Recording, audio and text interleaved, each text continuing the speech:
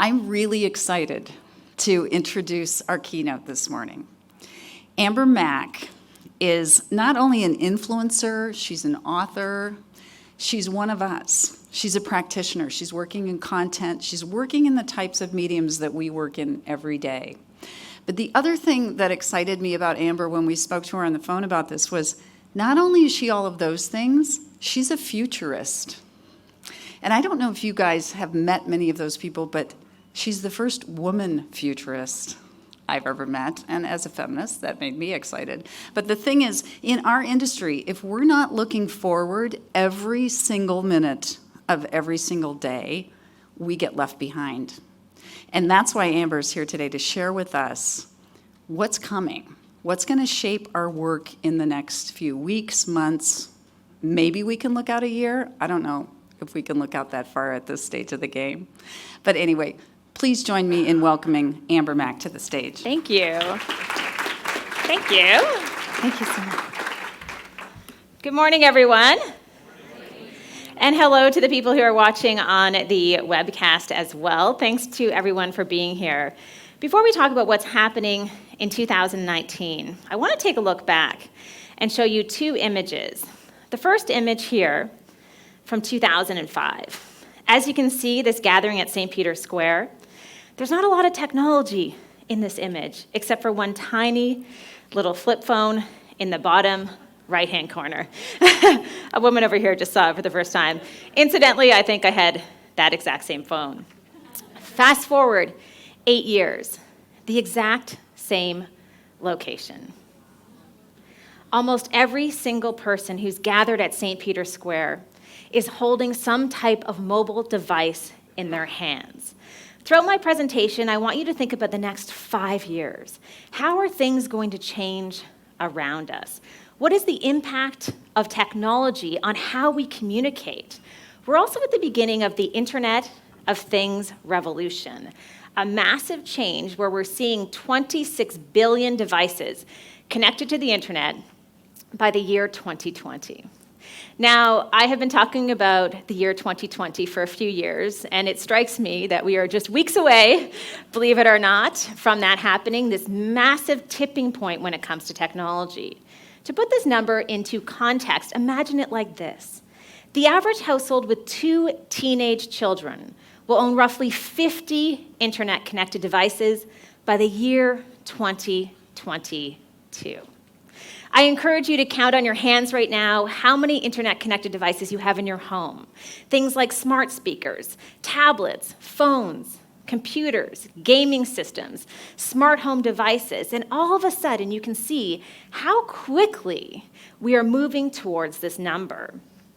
We're also at the beginning of the artificial intelligence revolution, a massive change that is worth $36.8 billion by the year 2025. When we talk about artificial intelligence, many people who speak about technology want to confuse you by this term, but you can really think about it like this. All it means is that there are supercomputers that are able to do tasks more easily, more efficiently, and in some cases better than humans. I've been speaking about AI for the past couple of years, and I often get this question at the end of my presentation that I decided to bump up a little bit earlier on so we can get this one out of the way. And the question is this. Will AI kill us all?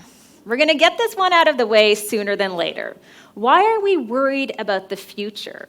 Well, it doesn't help that we see images in the media that look like this. We also see technology leaders such as Elon Musk who are saying things that we'll be lucky in the future if the robots enslave us as pets. I'm a little more optimistic about the future, but nonetheless, we even see researchers and scientists in the media who talk about this future that we're going into like this. In a recent op-ed column, you said, and I quote, "Success in creating artificial intelligence would be the biggest event in human history. Unfortunately, it might also be the last." Are you saying that robots are going to destroy humanity? And is that a scientific argument or the pitch for an amazing movie? Artificial intelligence could be a real danger in the not-too-distant future. It could design improvements to itself, but now it's hurt us all. I know you're trying to get people to be cautious there, but why should I not be excited about fighting a robot? You would lose. That is pretty much the extent of things. So why am I more optimistic about the future than other futurists and technologists who come to speak? Well, the truth is, if we look back on our history, humans are actually pretty good at adapting to new technologies. We have always been doing this. Think about the world's first passenger elevator in 1857. Imagine 1857. How nervous people were about getting into this tiny little box that was shooting them up to the sky. Imagine their fear about this new technology and how it was going to change their world. And at the same time, think about how important this was. This allowed for the beginning of vertical transportation. That meant that we could finally build up in cities all across the country. It took people decades and decades to finally feel comfortable getting into elevators. And it was one small, tiny little incremental change. They added mirrors. What did that do for people? If you're a narcissist, it gives you someplace to look and check out your makeup and your hair. If you were worried about the people around you, it allowed you to see what was going on. So eventually, decades went by where people finally felt comfortable getting into elevators. And perhaps today, you don't even think much about it. But what's different between 1857 and as we're here today in 2019, going into 2020, is that we no longer have decades to adapt to the new technology around us. It's not about decades anymore. It's not really even about years. In many cases, it's about months or even weeks. When we think about the future that we're going into, we can think about it like this. Change has never happened this fast before, and it will never be this slow again. At this moment in my presentation, I like to pause for a second, because if you're feeling overwhelmed about how quickly technology is changing and moving forward, the truth is it will never be as slow as it is at this very moment ever again. We're experiencing a rate of acceleration where things are moving more quickly than any of us even imagined. But what I want you to do today is to not make you fearful about the future. Instead, I want to equip you with the skills that you need, even the tools and technologies you need in order to survive it. When we think about the future, I'm going to share 5 technologies shaping our fast future and lessons to survive. And I guarantee you that if I were to come back in 2020, this would be an entirely different presentation, because I know that's how much things are actually changing. The first thing that I want to talk about, and I encourage you, if you want to take pictures and tweet, every time you see the little blue bird from Twitter, that means it's a tweetable or a stat that you can share online. The first technology that is shaping our future is called the voice shelf. You can think about this like smart speakers, assistants that you use by voice, all of those things that are driven by voice. When we think about voice, how is this changing consumer habits? Believe it or not, 50% of all searches will be voice searches by the year 2020. I didn't just put the year 2020 in here to make a point. This just happens to be the year when we're going to experience a tipping point in all this new technology. In fact, if we think about consumer technology, the adoption of smart speakers is something we in the tech industry like to call hyper adoption. For the first time ever, even over just a couple of short years, all of a sudden people's habits are changing because of voice. So what do mornings potentially look like today as we go into 2020? Okay, Google, how's the traffic from Pebble Rock School to the airport? Your normal route has heavy traffic. There's a faster one that'll take about 35 minutes. I've sent it to your phone. Okay. Go! Dad!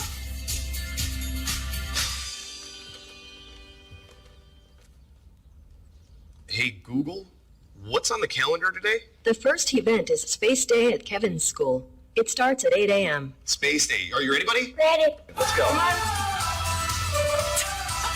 How many people in the room have a smart speaker at home or are planning to buy one for this holiday season? So I would say maybe 50, 60% of people in the room. I've had Google Home in my house for the past couple of years. My son, who is 10 years old, absolutely loves speaking to this speaker. And it was fascinating to watch him using this device over a few short months. We then went on a trip together to a hotel, and we walked into the hotel room. And he said, "Okay, Google, play my favorite playlist." And I looked at him and I said, "You know, sweetie, Google does not follow you around everywhere that you go. But I know too much. And I know that the future that he's going into, this is his expectation. So even though we're not using these products every single day, the next generation is growing up in a world where they expect that they could talk into the air and get answers to questions that they have on their minds. How is that going to change all of the work that we do? And how's it going to shape the future? When we think about smart speaker growth, we're seeing massive growth this year in 2019. More and more people who are buying speakers. And again, imagine how that's going to change their access to information. In fact, since the smartphone, we have never seen hyper adoption in consumer technology like we've seen with smart speakers. That's how quickly people are buying up these devices. When we look into the future, we can also look to cities like Las Vegas. What they've done in that city is that they've said that in order for residents of that city to get information more quickly, they have collaborated with Amazon Alexa to create skills. That means residents in that city are able to do things such as ask for information about elections by voice, even things like building permits by voice, calendars of city events that are taking place, all by voice. And you may think, well, this is really cool technology. But just a reminder of why they're doing this. They believe that the barrier to entry with smart speakers is so low because of the cost, that this is actually a more accessible way to provide residents of Las Vegas information. And why is that? Well, a new iPhone is going to put you back $1,000 or $1,200, a new computer around the same amount. But today you can buy a little smart speaker that is packed with information that allows you to do millions of things for just $30. So we have to think about how voice is going to transform our future in PR and communications, knowing that more and more people are relying on these speakers to get information. As we look into the future, we see brands as well that are collaborating with Google and Amazon so that people who are asking for things about how their allergies are going to be would get a specific brand who is answering that. This is what we call the voice shelf. And in the age of the voice shelf, you want to be the top answer that people are getting about your brand. And when we think about the voice shelf, we know more and more, too, that people are buying through voice. This is how they're ordering on platforms such as Amazon is one example. In 2018, voice purchases increased 3 times on Amazon Alexa over the holiday season. That's how comfortable we're getting with voice. And I would argue, as someone who's been in the tech industry for a long time and covered consumer tech, that when we think about smartphones, they're actually kind of clumsy and difficult to use. There's a lot of settings, there's a lot of things you have to download, where the barrier to entries in terms of voice are so few that you can imagine how this is going to change things for people in the future. When we think about voice, we can also think about podcasting, another example of how voice is transforming how people get information. And the interesting thing about podcasting, which is relatively affordable to create, is that podcast listeners tend to be some of the most loyal people in the world when it comes to consuming media content. In fact, 80% of podcast listeners listen to all or most of each podcast. Can you say the same when you look at your Facebook video and you watch how long people watch it through? You're lucky if they stay for 3 seconds and Facebook even counts that as a view. And all of a sudden we see this loyalty through audio that we haven't really seen before. When we think about the future of podcasting, this is the first of 10 tools I'm going to share today that I will believe will save you thousands and thousands of dollars. It's called Anchor, and it's the easiest way to make a podcast. It puts it on all of the different podcast stores. It allows you to easily record. And even if you want to monetize your podcast, it gives you that option as well. One of the top tools that I've seen anywhere on the internet. When we think about the future of audio as well, what I want to talk about now is another tool that changes things within our organization in terms of making us more efficient. This tool is called Otter Ai. Now, I would argue that conference calls and meetings are where innovation goes to die. We have all been on those conference calls that are not effective, that are not helpful. We've been in those meetings where no one gets anything done. But there is the promise of artificial intelligence within our organization that tools like Otter Ai can help. What this will do is essentially record your conversation and produce smart notes. Those smart notes will identify certain speakers who've agreed to do certain tasks and then follow up with next steps. It's like having a personal assistant without actually having to pay for one to be on hand. So you can see tools like this can allow us to be more productive, more efficient, at just the cost of, in some cases, a few dollars a month. Now, throughout my presentation, I have 4 exercises for you to do at your tables in a group that I hope will help you to start brainstorming about how you can use this new technology. And the first exercise is to plan for the voice shelf. And what I mean by that is that knowing that we're going into this world where audio is so incredibly important as far as how people get information, how can you use maybe a podcast? How can you use a smart speaker? How can you use voice assistants for any type of client or project that you have on hand? I don't want to make it that general. If you choose to come up with your own at your table, that's totally fine. But in this case, I want to propose that an airline has come to you and said, hey, we hear voice is a big deal. How can we use voice to better reach people, our community of people who are interested in buying from us? Come up with an idea. The sky's the limit as far as the budget.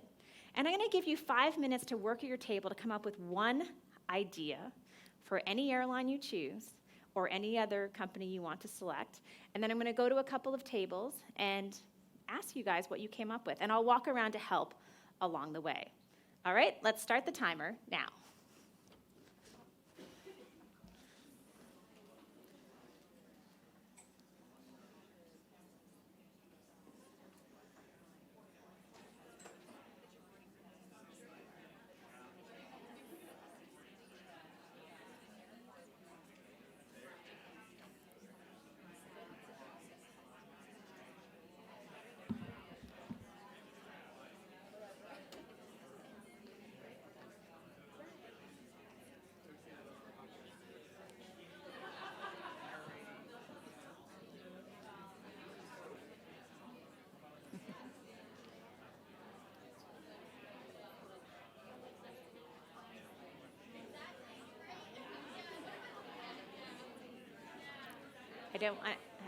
I don't want to leave the web.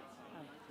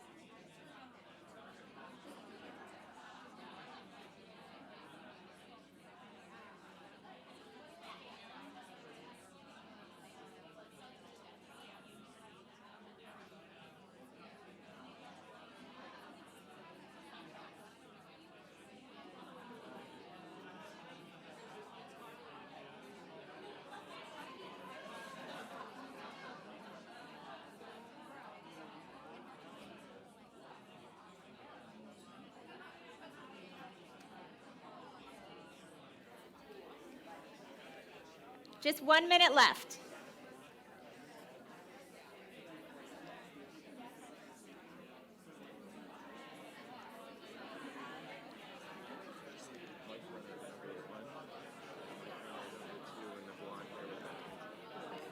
I see. Perfect.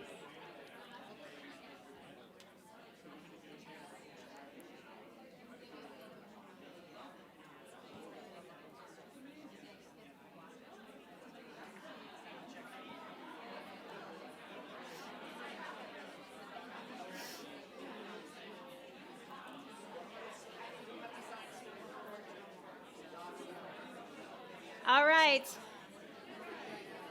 We're going to keep these. It's great to hear all of you brainstorming and coming up with creative ideas. We're going to keep these exercises really short because we have 4 of them to do, and I want to make sure that you feel as though, hey, I wish we had longer because I wanted to dive more into that.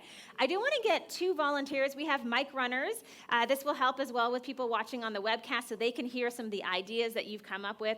So a volunteer from each side of the room. Let's start over here. I love that you're volunteering someone else. That's like my favorite thing to do. Can you hear me? Yes. We were brainstorming about having an airline potentially partner with a smart speaker in the home. I know we all probably have airfare watchdogs set up, and though if you're like me, they go into my email and I don't even see them. If I could have an ongoing conversation with my smart speaker where I was like, hey, I'd really like to go to Tucson at some point, and it would say, all right, I'll watch fares for you. And then when I'm checking in with it, it could say, hey, there's a great fare, or hey, there's a great fare to Santa Fe. Have you considered that instead of Tucson? An ongoing conversation you could trigger people who have the general desire to travel, but not the bandwidth to keep searching and monitoring that flight all the time. And additionally, if I'm booking then with, say, American Airlines, and they're taking me to Tucson or Santa Fe, I could have, it could check in with me and be like, hey, your flight's in 2 days. Are you packed? Do you need to do any shopping? Do you need to check in? And here's, your flight time tomorrow. Make sure you set your alarm to get up and get to the airport early. And here's the pre-arrival amounts for the airport you're flying out of. And the airline, via my smart speaker, could really become my travel concierge, my travel assistant. So I would be more loyal to that airline by having an ongoing conversation with them. Awesome. That's fantastic. I love it. I will say, too, that you came up with a great idea, and in fact, Google has sort of the beginnings of that. So you can do price searches by Google Assistant through smart speakers, and it will send to your phone a price watch. But what's going to happen in the future is what you're talking about, where someone gets to advertise and be top of the list. So maybe it's American Airlines. So this is where we all have to start thinking about voice, is because people are going to own the voice shelf. And that means that they need to understand how to work with these smart speakers. It's not as complicated as you think. Amazon has Amazon Alexa, and they have skills that you can program on that platform. Google has a similar thing within their developer toolkit. So there are ways that you're able to leverage stuff within these different platforms so that it can be branded. And the last thing I'll say is the very beginnings of voice for search means that even if you're working with a company and they're building a website, it's important to ask them, have you optimized for voice search? And that's also part of SEO. That can be really critical because we search differently with our voice than we do with text, right? We tend to ask phrases. Did someone else on this side want to volunteer because you have such an awesome idea? I see it right here. And then we'll come to this side of the room. So just transparency, this is all their ideas. I'm just sharing what it is. Okay, so you didn't give any limitations. There's no budget. So we're basically just shooting for the moon, but we are going to keep the client who's the airline in mind. So what do you hate about traveling? You hate the clunkiness of having to book your flight, having to look and try to find, the cheapest fare on 10 different websites. And I don't want to get 40 different times. I want to leave between 10 and 12. I want to arrive between this time and this time. So we decided to invent a voice search app that will literally be your easiest, smoothest trip from A to Z, meaning that you say, I want to go to Phoenix to go to Scottsdale conference, and I want to fly out between 10 and 12. It searches for you, gets the cheapest flight, and then it books it for you, and then it not only does that, but it syncs and sends it, so you have it printed out. You have your boarding mobile passes ready. It sends it to your family. It sends the itinerary to your boss, and not only that, but it expenses it for you. So it sends a receipt to your Concur app, so you don't even have to worry about filing your expenses when you get back. Then when you get stranded at the airport, you can say, hey, how do I get home? It literally searches for you, books the best alternate route back, And then finally, because she's booked a trip to Italy soon, it enhances your trip and gives you podcasts and other information that you can use to find local things to do while you're there.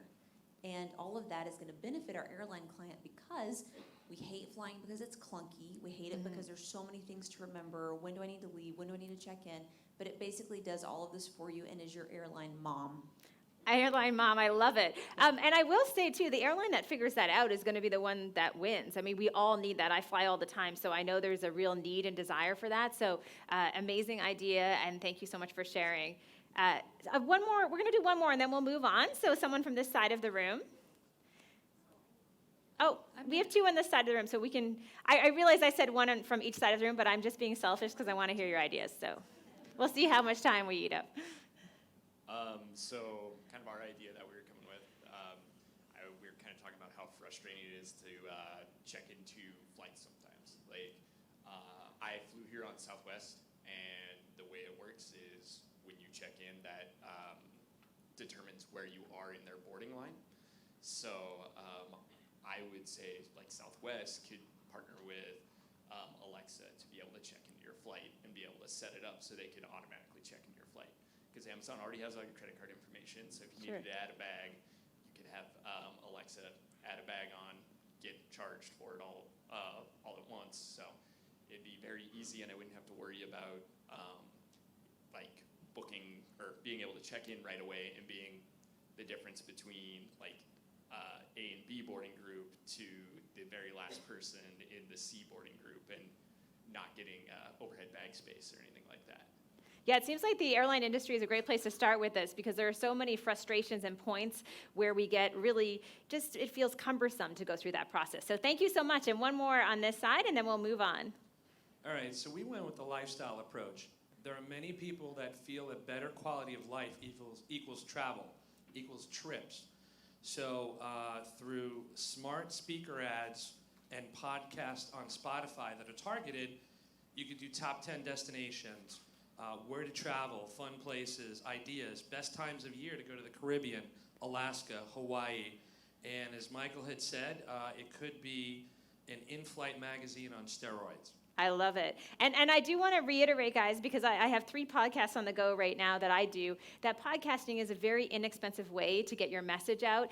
People love podcasts right now, so it's hot in the media when you launch it. And you can do it on your phone with a little external microphone for not much money. So any client you work with, or maybe you're building your own business, it's a very cost-effective way to get into the marketplace. We have lots more to go, so let's move on to the automation opportunity. When I talk about automation, much of this is fueled by artificial intelligence. So that means that tasks that used to be really cumbersome now potentially can be automated. If you're a small business owner, this can save you an enormous amount of money. And in fact, businesses that successfully apply AI could see increased profitability by 38% by the year 2035. That's why artificial intelligence continues to be so important in our world. On the flip side of that, when we hear about automation, the truth is it's not all rosy.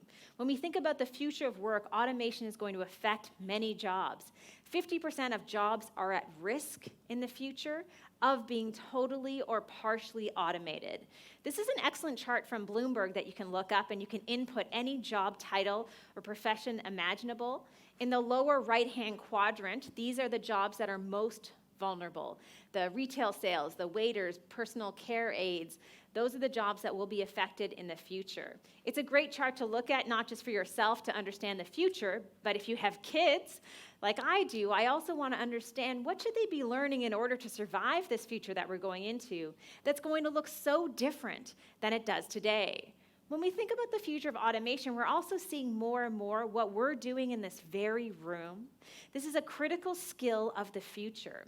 If you look at the World Economic Forum, when we talk about growing skills of more importance, those are things like analytical thinking and innovation, creativity, originality, initiative. All of that we're doing today. Declining skills tend to be things like manual dexterity, memory, verbal. Those are the skills that will likely be less important in the future. I ask myself this as I hear my son learning French in school and memorizing French plays, how effective that actually is in terms of the future of education. When we think about automation, I'm going to share a few different tools that are being used out in the wild. The first is called HireView. This is being used by HR professionals. What it allows you to do is to essentially do interviews with potential candidates.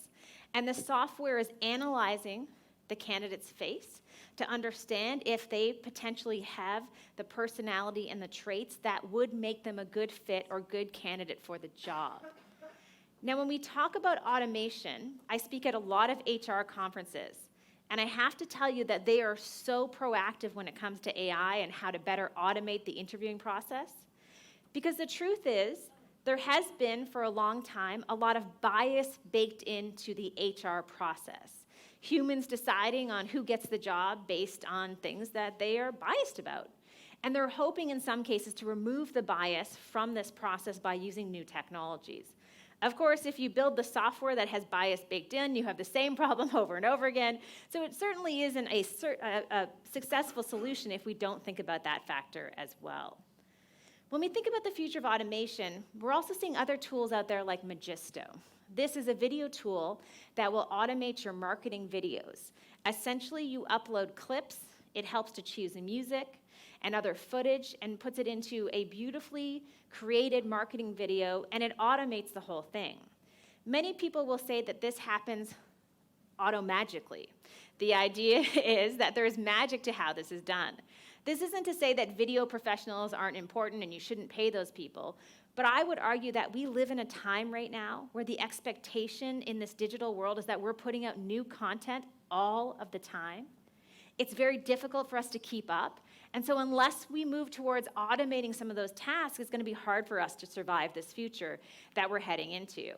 When we think about automation and Instagram as a platform, one of the most cumbersome things to do on Instagram is to come up with hashtags, which really fuel how many people, in some cases, see your content. There's an AI tool called AI Hashtags, where you will upload a photo of anything and it will spit out what hashtags it thinks are appropriate that could help with your content. So you can see I uploaded a photo here from an event I just did at a beautiful venue.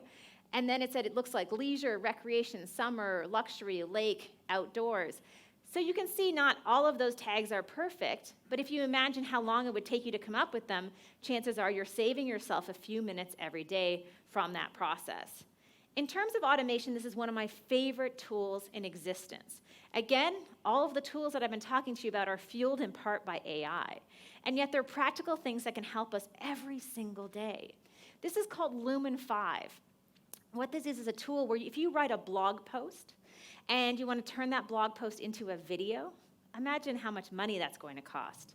Unless you're using a tool like this where you upload the blog post, the software reads the text, it then chooses different clips from a royalty-free library, and it creates a piece of content that has text attached to it, music, and all of that. So all of a sudden, you've taken one blog post, turned it into a piece of video content so efficiently. And this is what I mean when we talk about the future of automation. How are you able to turn one piece of content into multiple pieces of content? And Lumen 5 is a great example of this. We're going to do this exercise a little bit shorter because I think, again, when we talk about automation, you can go in so many different directions. But based on what I've talked about as far as some of the tools and technologies, imagine a financial services agency comes to you and says, hey, we want to use some new tech, some fun tech, and we want to make sure that we're reaching as many people as possible. Banks, as you probably know, are using automation more than any other industry in existence. They're using chatbots to automate that process. So more and more, when they come to people for PR, I would argue that when it comes to communications, they're going to want to make sure you're leveraging some of those same tools and technologies that they're already using and embracing. So how do you automate something that you're doing with a big bank or financial services company? Maybe it's an insurance company. Where are those opportunities, even with social media, to automate part of that process? So I'm going to give you this one, just 2.5 minutes to do this one. It's going to be a quick one, and then we'll go to a couple people in the room.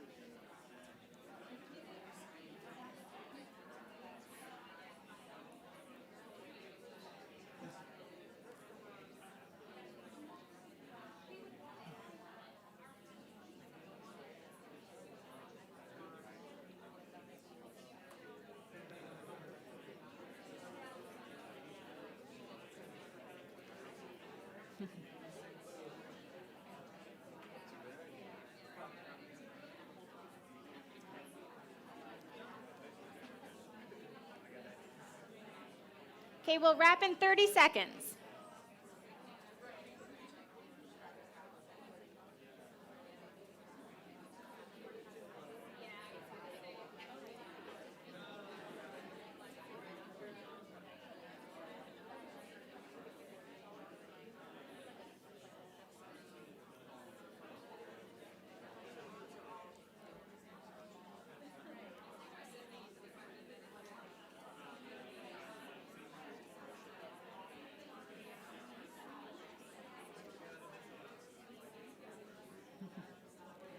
Okay, guys, we're going to wrap this one up. We're going to keep this fast and furious. I do want to say that this is the most difficult of the 4 exercises we're doing because it is really a broad question. How do you leverage automation? And the reason I posed it to you like this is that we know that the industry that is going to reap the benefits of automation the most is the financial services industry. They're going to save billions of dollars over the next few years in that industry from automation. So as someone who works in PR and communications, what if they come to you and they say, hey, we want to do more in social media, but how can we automate some of that? This could be a question that could very easily come your way over the next few months, a few years, where they want to understand that you're using the latest technology and can speak the same language as them. So I want to get some different people in the room. I feel like this table had a really good idea, so I hate to pick on you, but I heard there was lots of buzz around, so let's go for this table first. So we were talking about financial advisors and how it can be so challenging when you are looking for a financial planner to trust the person that you're talking with, and also, you know, if you are a financial advisor, how challenging it can be to find warm leads. So if there was a way to automate the process, almost like a dating service for finding your financial planner, if you could put in like swipe right? If you could go in and put in some qualifications of, you know, I'm really risk averse, I plan on retiring at this age, I have this many kids, and they could pair you with a financial planner that, you know, is suitable for those needs. You could learn more about them so that when you meet for the first time, you feel like you know them and that trust gets built. I love that. That is an awesome idea. And, you know, that would be in the form of a bot, which much of that could be automated, obviously. When we speak about bots, there's another tool that I want to just quickly tell you about called Spot that solved a problem in the HR world. When it comes to harassment or discrimination in HR, they were dealing with an issue where individuals didn't want to go to their HR group and actually complain about what took place because it was embarrassing. They were just shy about it. So Spot is a tool that you can use internally that's an anonymous bot that allows you to have conversations if you've experienced harassment or discrimination, and then you choose if you want to, once you've created a report, to share that with an HR professional. So it allows you to go through that process without talking to someone. So bots can alleviate a lot of these stresses we have, and in financial services, as far as kind of a dating form for finding a financial advisor, I think that's a really smart and fun idea. We'll do one more and then we'll move on. Anyone on this side of the room? Or it doesn't matter if there's also someone on this side of the room. Up to you guys? Okay, well, let's stick with our really good example from this table at the front, and we'll move on to the next item. When we talk about technological changes in the future, I would argue that probably one of the most important things when we think about PR and communications for different clients, whether it's B2B or B2C, is the social impact that organization is having on the world. I said it to someone like this recently. I said, when I was growing up, my idol was Madonna. For many of us, our idols tended to be people who were in the media, who were celebrities. And today, when I think about people's idols, and I look at my son and his generation, it's people like Greta Thunberg. And I imagine how the world's going to change when that next generation has the buying power and the decision-making power, how much being part of a social enterprise is going to be important for them.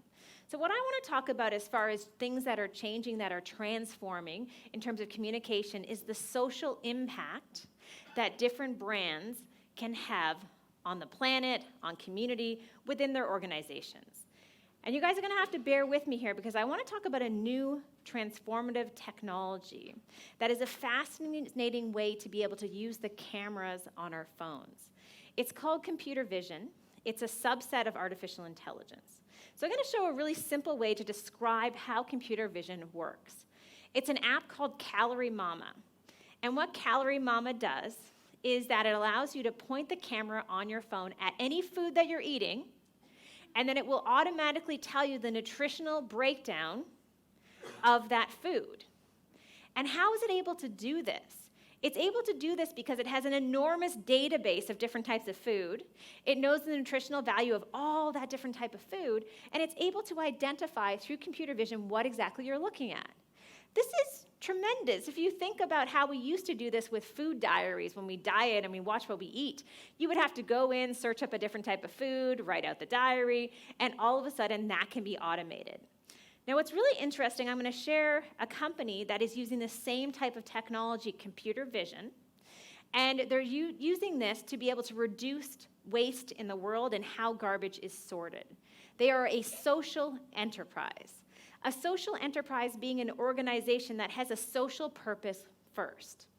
Now, what they're doing, it's a company called Intuitive AI, is they've created a product called Oscar. And what Oscar does, you can laugh because it is like Oscar the Grouch. What Oscar does is it allows you to have less hesitation when you walk up, when you have your coffee cup and you walk up to the recycling and garbage bin and you don't know where to put the top or the bottom.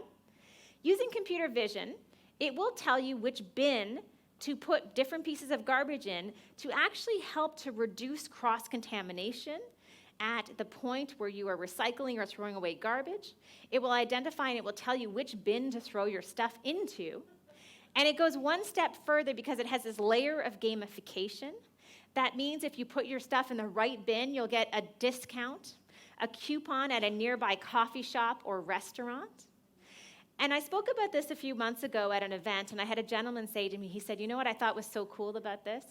Imagine being in an airport and how excited kids would be to actually take their garbage up there and sort it properly so they got a coupon. And so we teach kids how to be responsible citizens simply through this.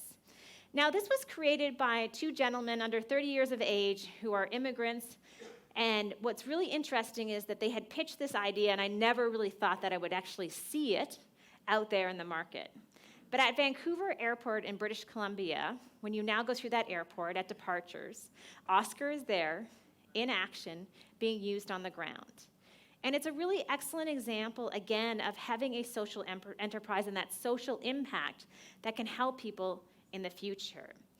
So what I want you to do is to think about a different industry, and this industry is going to be fashion and retail. You can use computer vision as one example for your brainstorm, but more importantly, the fashion and retail industry right now is under attack, especially when it comes to fashion and how they are in a world of fast fashion, constantly creating clothing. And I want you to think about a fashion or a retail brand and how you could take that brand and have this story or what they could do to provide that social impact to a community, to help the planet. What could that messaging be? Some of this you're going to be creating on your own and making up. And if you use computer vision as an example of how that could be used in stores through your camera, you get bonus points. No real prize, but I'll think about something. So let's take a couple minutes, 4 minutes to do this one. So let's think about a fashion or a retail brand. Pick anyone you want. And think about those brands that don't really have that good story right now. What could they do differently to give back to community? How could they be able to reach their target audience who's caring more and more about having that impact on community or on the planet? So let's start now and we'll take 4 minutes.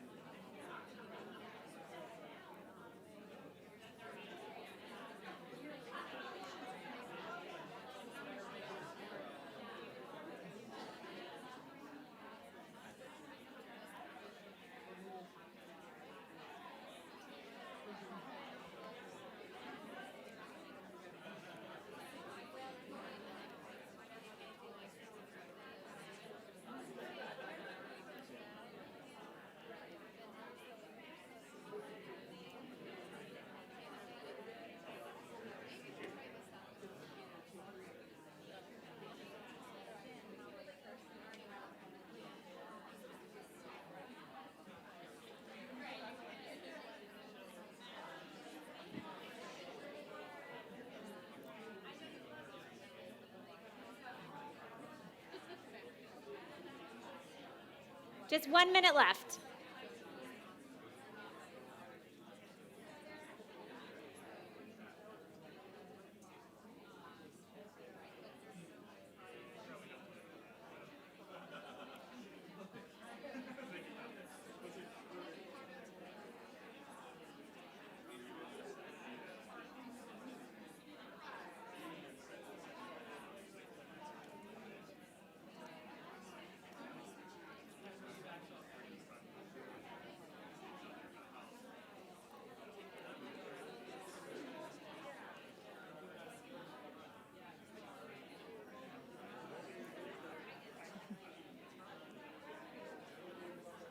Okay, guys, we're going to wrap this one up.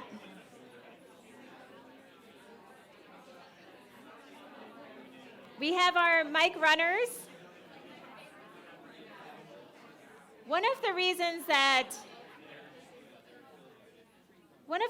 I wanted to do this is I was recently watching a documentary on Netflix, and it said that a few years ago, the average person bought 8 new pieces of clothing, and today they buy 56. And so because we live in this world of fast fashion, I would argue that we're going to start to see a pretty significant backlash in this industry, where many of these brands are going to have to start doing a better job of being more socially responsible because the market's going to demand it. So I think this is a good one to dive into. I love shopping, just to be clear. But I realize I maybe don't need to shop as much as 56 new items a year. So wanted to focus on this. I know there's a great conversations taking place. So do we have 1 or 2 volunteers to share? This is always in the back, yeah. Hi, so we thought getting people to come in locally to the stores to drive some foot traffic for the store, but the primary reason to bring them in is to proactively notify them that, hey, there's a family in need. Here are the sizes of that demographic and the actual ask, and you could even make it seasonal. And it proactively notifies the people in the area that they can bring in clothing that would fit that need. When they come in, originally our thought was we could make it transactional, but we wanted to take that one step further because that felt selfish, and turn it into social currency. So our thought is if you can help the store reach a certain threshold in a certain amount of time, whether from your own social network or not, to answer the need, then the store will go one step further and make a donation to a local nonprofit on behalf of that effort.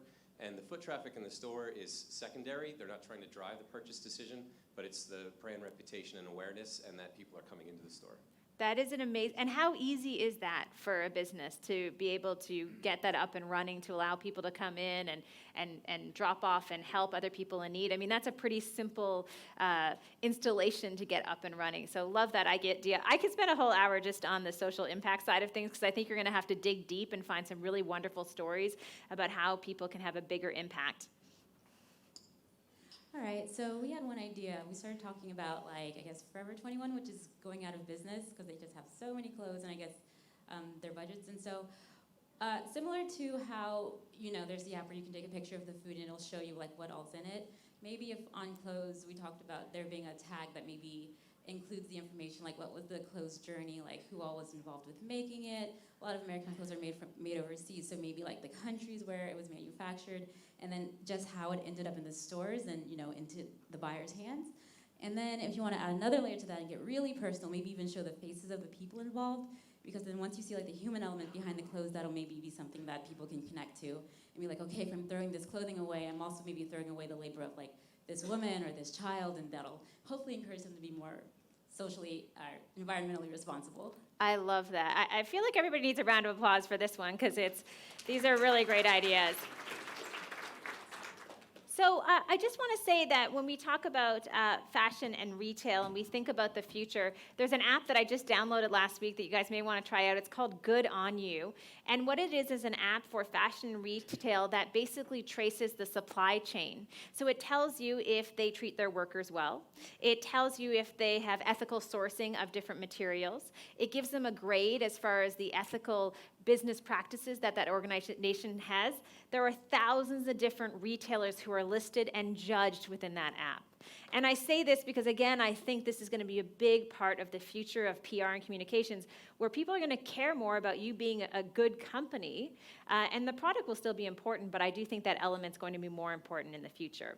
We have a couple more things to talk about today, and this is probably my favorite category. I own a video production business, and all of these apps could put us out of business, but the truth is, when we think about video production, I believe there's a time and a place for certain types of video content.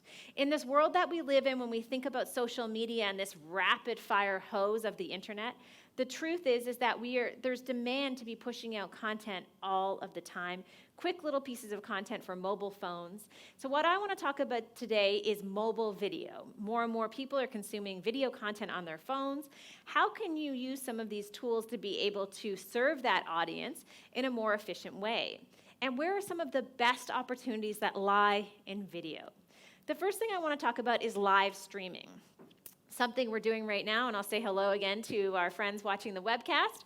Live streaming tends to be a place where we see an incredible amount of engagement. In fact, we've had organizations say that when it comes to engagements, we see 600% more interaction on a live video on Facebook than just a regular video that you would upload. So the opportunities do exist in live video, and it's become easier than ever to produce a live video. At our company, we do a lot of these live videos with different big brands like Home Depot, Volvo. Each of them typically have a giveaway that we do to encourage people to have more conversations and share the video as well. So live video tends to be a great place for interaction. When we think about the future of video, also using captions for all of your mobile video is more and more important than ever. And this is a stat that always blows me away. 85% of Facebook videos are played with the sound off. So that means that people are standing in line at the grocery stores, they're checking their feeds, more and more. We know they have the sound off, so having any type of captions or text on your video tends to be incredibly important. Rev is one of my favorite tools where you can get captions for a video and it costs $1 per minute. You can also add captions in Facebook simply by going into the edit tool, and it allows you to add captions there. This is a really simple thing. And again, when we go back to this broader topic of artificial intelligence, much of what we're able to do with captioning today is driven by new technology. Because 10 years ago, if you wanted to add captions to a video, you would have to send it out to someone, get it captioned, it would take days to come back. And now we have the efficiency of tools like Rev, where within minutes you're able to get your videos totally captioned. This is probably one of my favorite apps that I've been using this year. It's called BigView. And what BigView does is that a lot of people are shy about going on video because they don't know what to say. They prefer things to be scripted. What BigView allows you to do is to turn your phone into a teleprompter. So it's recording video, but you have your script being sent down the screen as well. So it allows you to record a video. Clients could use this, for example, if you have someone in the B2B space who doesn't like going on camera. It's an easy way to provide them with a script that they can see on their phone. And after you record a video, you're able to simply export that video, even edit it on the fly, even do things such as add captions to that video as well. This is what it looks like on an iPad, but you can do the same thing on phone as well. Obviously, the text doesn't show up when you produce that video, but again, a really helpful tool if you're nervous about going on camera or you have clients who are nervous about going on camera to script that process. So it costs a few dollars a month, which isn't insignificant in the sense that if you think about the origins of broadcast television and how expensive it was to put up a television studio with cameras and teleprompters and to do all of this, what I find so exciting is now for $3.99 a month, I can do this on my phone.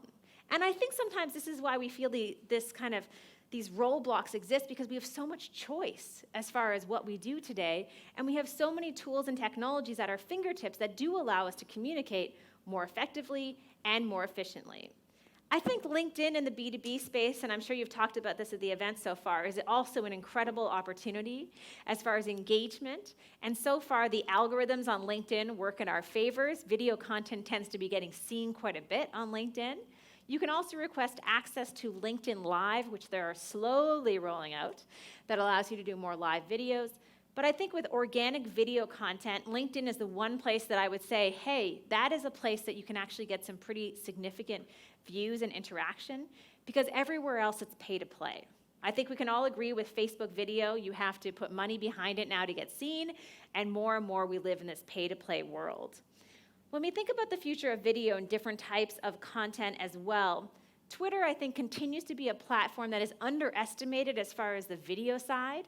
In fact, anyone with any account on Twitter can request access to Twitter Media Studio that allows you to upload videos up to 10 minutes long.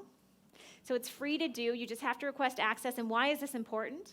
Because typically, if you think about Twitter as a platform that you may want to use, the truth is you won't think of it as a video platform, and yet organic videos on that platform get a lot of views and engagement. What this allows you to do is to upload a video, and you can tweet out that same video 10 times, and the counts will be cumulative on that video within this media studio. So it's a great back-end thing to think about Twitter as another platform for creating video content. When we talk about the future of video as well, another tool I want to talk about is called Headliner. This will turn your podcast clips into little pieces of video content. So what it does with audio is it creates little videos that you can share on social media. So the workflow, if you were to create a podcast, would be, hey, I'm creating a podcast, but I want to put interviews or clips up to 2 or 3 minutes long into a video format with a picture, and it does an audio wave file. So it turns audio essentially into video content, another interesting way to come up with video content.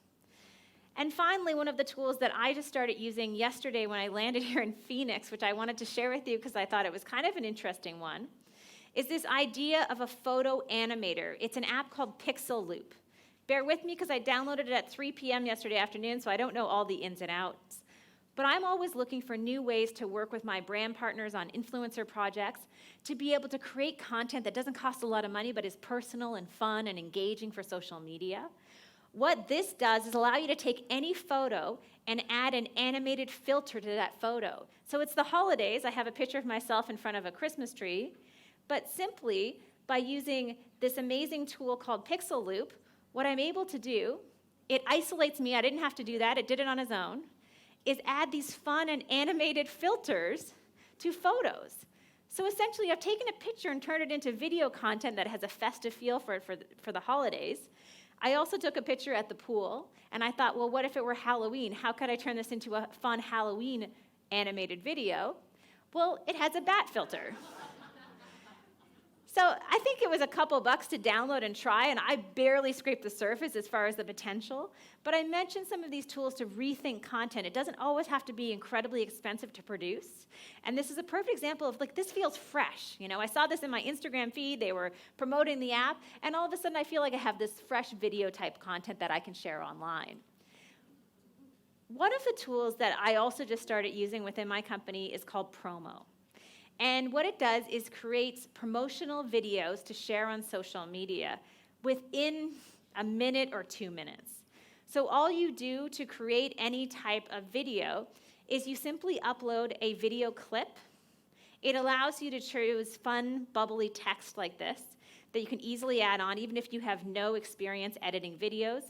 They have template after template in terms of different specific industries you may want to be interested in promoting, deals. Maybe you're doing something just for Instagram. It's a little bit more, I think it's about 15, 20 bucks a month, but totally worth it to add that fresh look to a video that used to cost, again, we're talking thousands of dollars to create a video where you had animated text on top of it. And now Promo lets you do that in all different formats and sizes across social media to give it this fresh, fun face. That's why I said to you off the top that I'm coming here today and mentioning all these tools and technologies I hope you'll use. But a year from now, maybe this isn't trendy and fun anymore, but this is the stuff that's capturing attention today. So when we talk about exercises, my exercise for you is this. I want you to think, and this is the last exercise of the day, but I still have some more content coming up. I want you to think about creating mobile video content, specifically a new mobile video strategy for a food brand.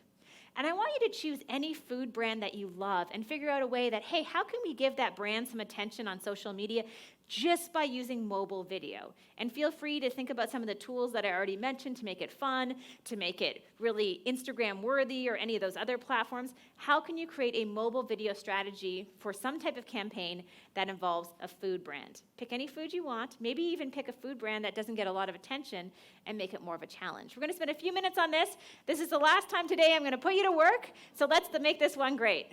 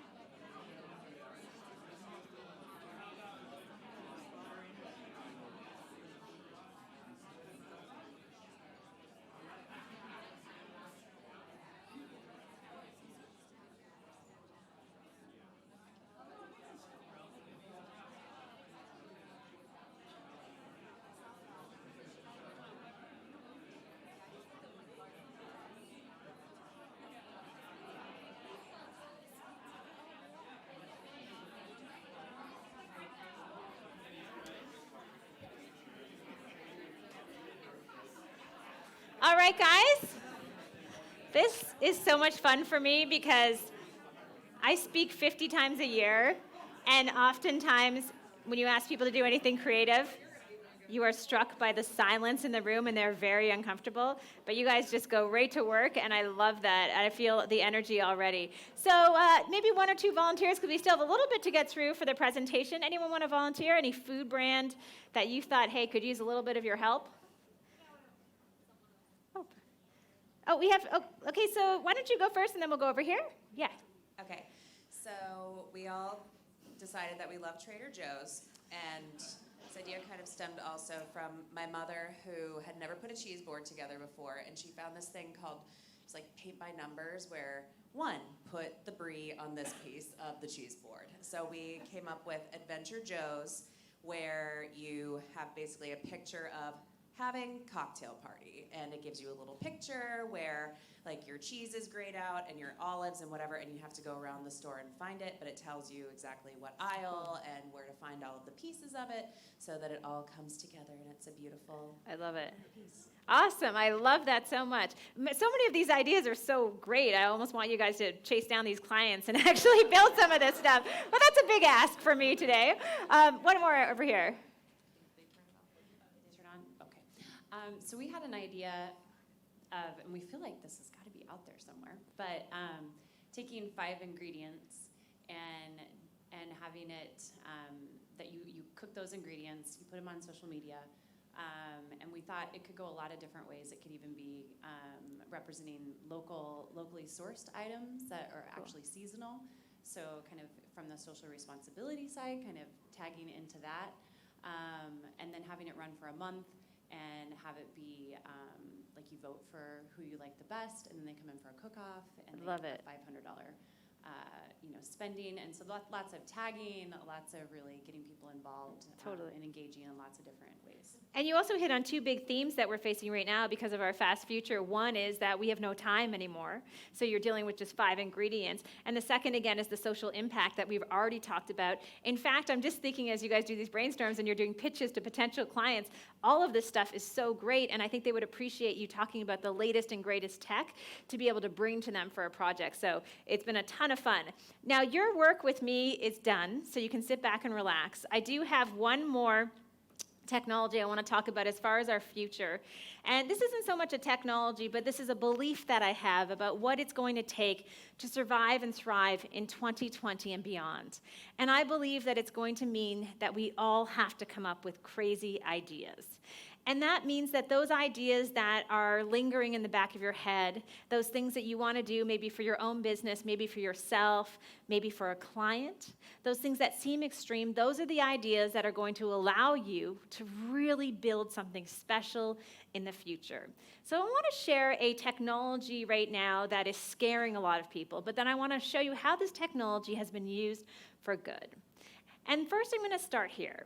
There's a rise in the amount of synthetic content that we're seeing on the internet.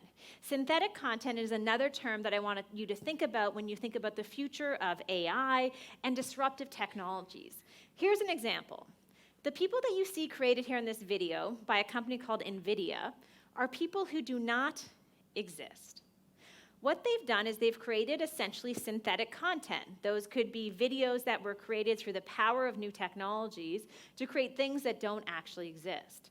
So they've used this technology to create people who don't exist, and this worries me in many ways as we go into 2020 about the potential impact of this technology, especially knowing that the 2 primary sources of news for young people are Instagram and YouTube.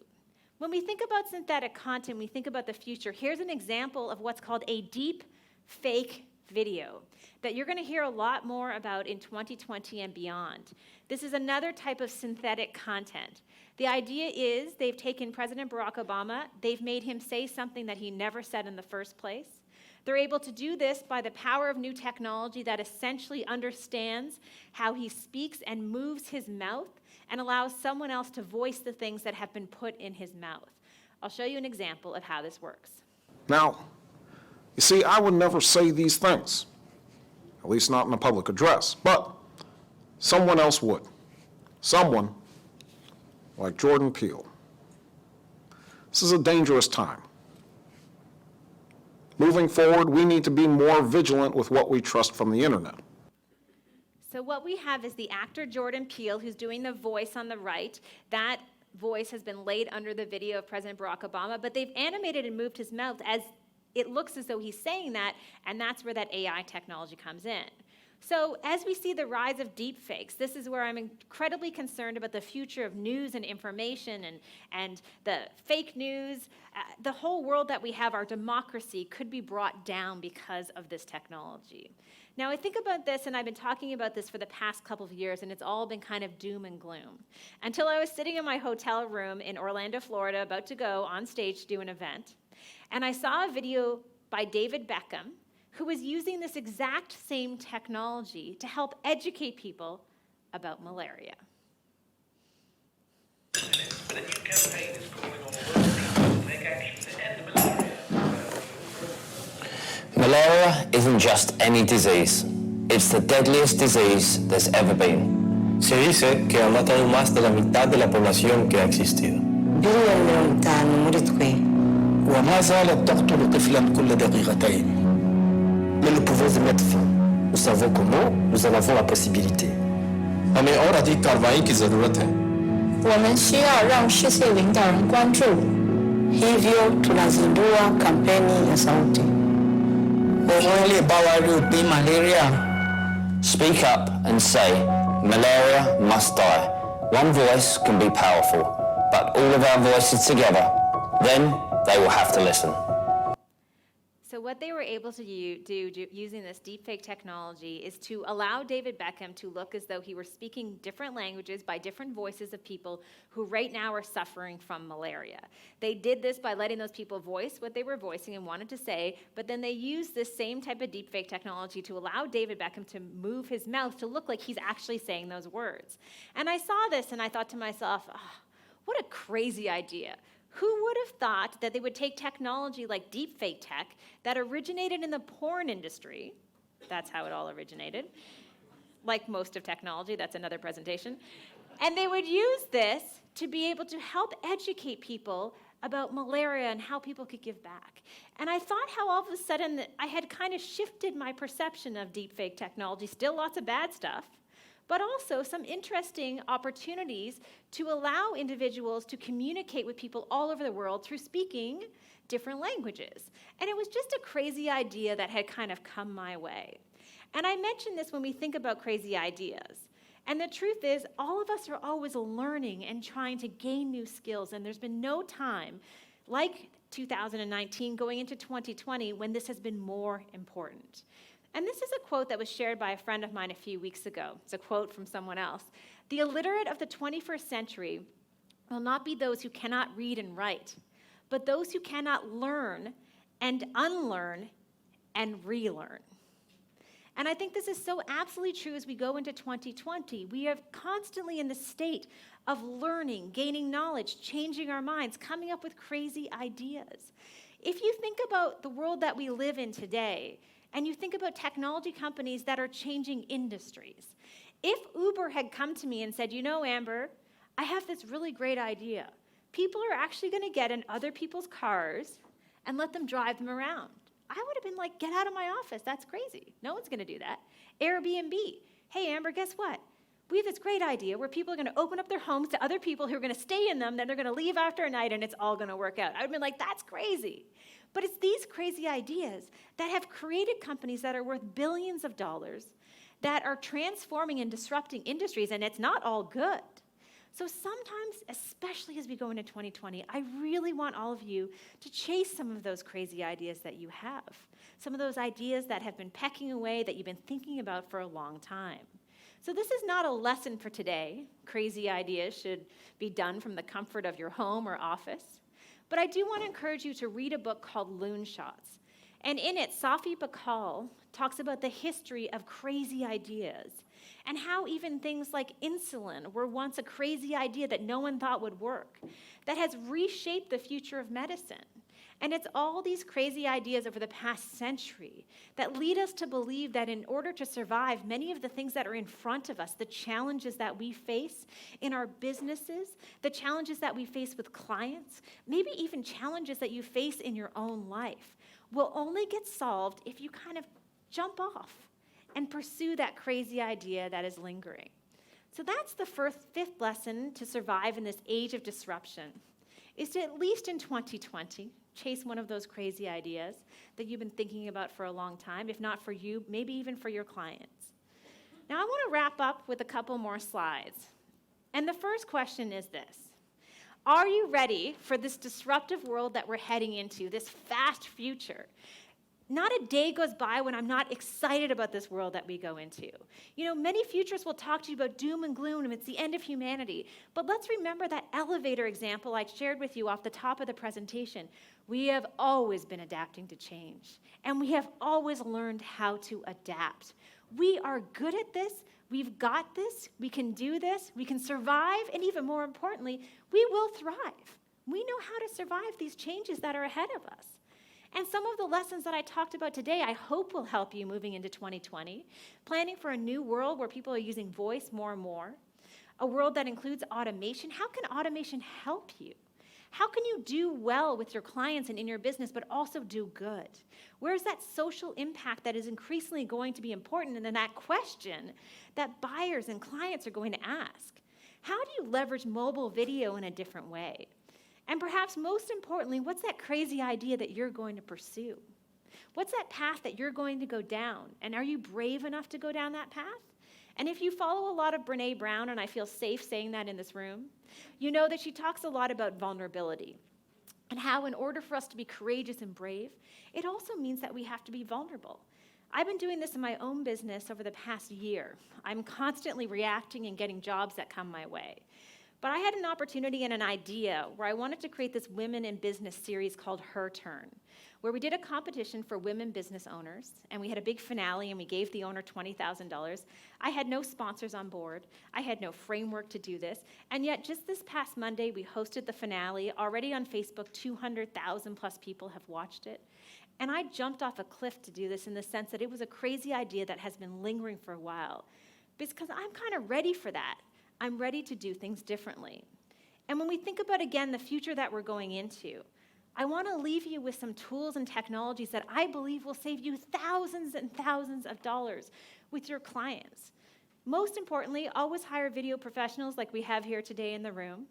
But when you need cheap and cheerful content for mobile, use some of these tools: Anchor, Otter, Magisto, AI hashtags, Lumen 5, Rev, BigView, Twitter Media Studio, Promo, Pixel Loop, and a bonus in terms of things I didn't get a chance to talk about, just for images on Instagram and other platforms, Canva and Unfold.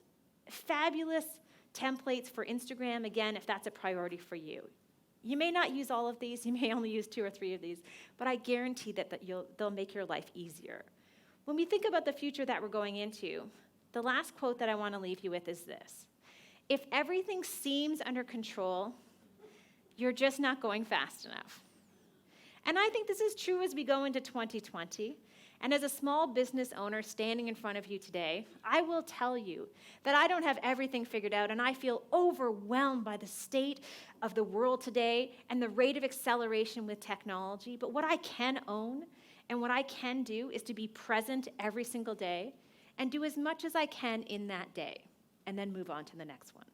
It's a much easier way to deal with this world that's in front of us. And I hope that many of the tools and technologies I've talked about today can help you.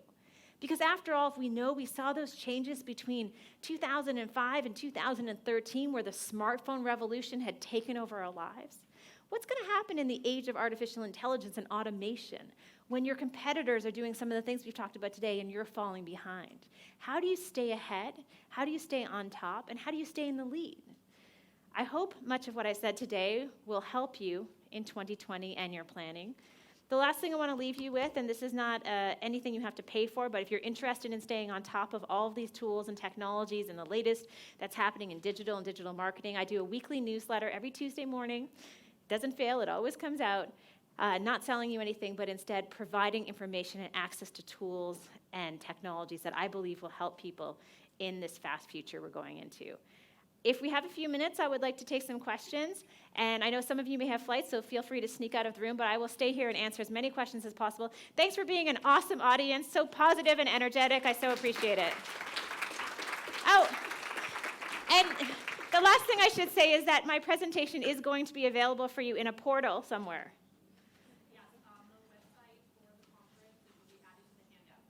Yes. If you didn't get to write everything down, you'll get the handout. Any questions right here? What do you see as the emerging social media platforms for the next 5 years? Yeah, so the question is, what do you see as the emerging social media platforms for the next 5 years? That's a really great question, and I will say that I think it's going to be a difficult time with the platforms out there, like Facebook is one example, where I believe that now you have to pay to play. I talked about that a little bit. I think when we talk about emerging social media platforms, we don't really know where those platforms are coming from. And TikTok is a great example. So TikTok, which was originated in China, which is, the first love of many teenagers and even younger kids today. Again, I don't think anyone saw that happening. So I think we have to think about the world from a global perspective, and we're not gonna really know where that next trend is coming from. The only thing I would say with social media, I think the number one most important thing with social media in the future, no matter, this is regardless of technology, is trust. And how do you build a presence online where you've built that trust? And I think we feel good about building that. I think that's where you can really succeed. Other questions, and I will repeat them for the people watching the webcast because I realize we may not have a mic runner getting to people quick enough. Any other questions? Are you hungry? Are you excited? Ready to go?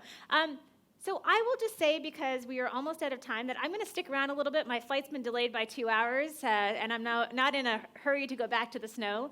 So I'm going to stick around, have a coffee if anyone wants to come face-to-face and talk to me. Otherwise, thank you so much to the organizers for putting on this amazing event, and I honestly, the energy in the room is fantastic. And thank you to the people watching on the webcast for being here, and for the whole crew and AV team. Thank you so much, everyone.